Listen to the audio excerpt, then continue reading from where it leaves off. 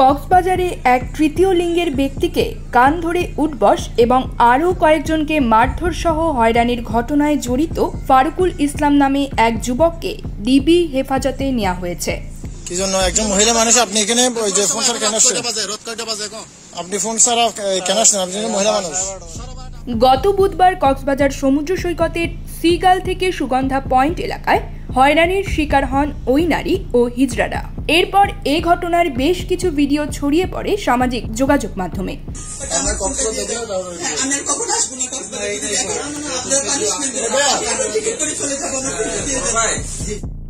Video দেখে জড়িত ফারুকুলকে শনাক্ত করে পুলিশ। তার বাড়ি চট্টগ্রামের সাতকানিয়া এলাকায়। পরে তাকে ডিবি হেফাজতে নেওয়া হয়। বাকিদেরকেও শনাক্ত করার চেষ্টা চলছে বলে জানা গেছে।